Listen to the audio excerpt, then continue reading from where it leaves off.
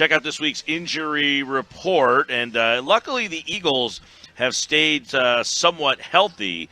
And the Eagles are not a big part of the injury report. They're getting guys back. The injury report brought to you by Cape Regional Health System, Dr. Kevin McHale, Penn Orthopedics, Cape Regional, the best of both worlds for a healthier life. For an appointment, call 609-463-CAPE. Doc, welcome back. The Eagles have kind of got through. They're getting healthier. Like this stage of the season, they're starting to see guys getting back. So that's a good sign, I guess, that finally for the second half, they can, hopefully get these injured guys back on the field and make a nice run here. But we do have some injuries we want to look at as Week 9 is here. And let's go to Joe Flacco, who herniated disc. And anytime I hear that, I always wonder, especially an older guy, about the future for a guy like Joe Flacco.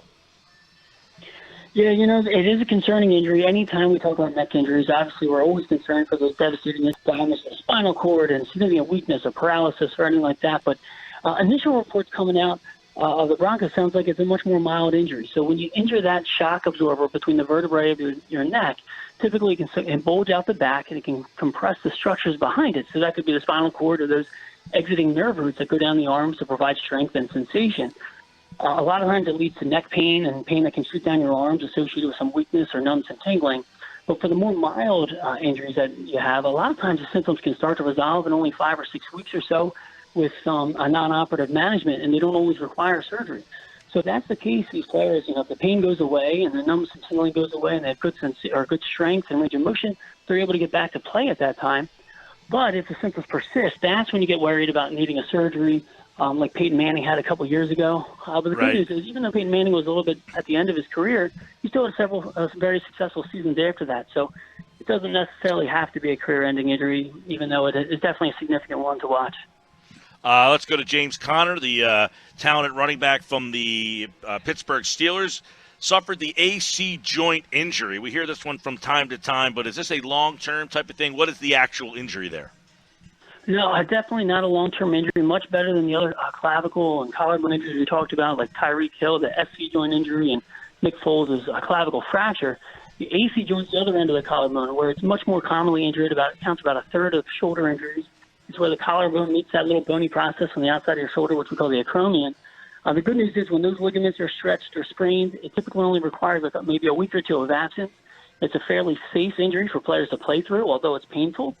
This is one of those few things that players can oftentimes get an injection either pregame or at halftime to get rid of some of the pain to allow them to play through, and many times only require about a week or two out. So I wouldn't expect to see James Conner out. I know my son has him on his fantasy team. He's hoping he plays this weekend, and it's very likely that he may be able to. Dr. Kevin McHale, our injury report this week, and I guess a big one in the NBA, and, it sounds pretty simple, but Steph Curry diagnosed with a broken left hand. It's not the shooting hand, but if somebody comes in with a broken hand, I mean, how long, what's the time frame there? I know it kind of is a tricky thing depending on what hand, bone in the hand it might be, but for a guy like Curry to break your left hand there, what do you think? Obviously, when one of the best players in the NBA gets an injury, it's always a big deal, and this one is too. But we're still waiting on a little bit of information. It sounds like you injured his second metacarpal. That's a bone in the palm that's connected to your index finger. When that's fractured, it may or may not require surgery, depending on if that broken bone is non-displaced or if it's displaced. But it sounds like they're getting some additional studies, a CT scan and MRI, I think I saw in the media. So it really depends on if he has any other associated injuries. Sometimes there's other fractures in the wrist that not show up on X-ray, but may show up on those other studies that could also dictate a timeline. But, I think either way, he's looking at a couple of months out, and it's a big deal for a player of his caliber to be missing that amount of time. All right, we're real quick here. The timeline, Desean Jackson, he's back at practice. Does it sound to you, if he's practicing Wednesday and Thursday, does the timeline sound good for him to play on Sunday? Yeah, I think that it sounds like he's on track to play this weekend finally. Once you start to see him at practice, physically practice, and not just on the sidelines, doing some stuff with the trainers, but actually out on the field with his teammates, it's a much more promising sign that this is hopefully be the week we finally see him on the field. Whether he's at 100%, will remain to be seen. We'll find out hopefully this Sunday. And likely he won't be at 100%, but hopefully he's able to just play at a high level, and it's something that the Eagles are really looking forward to having back out there.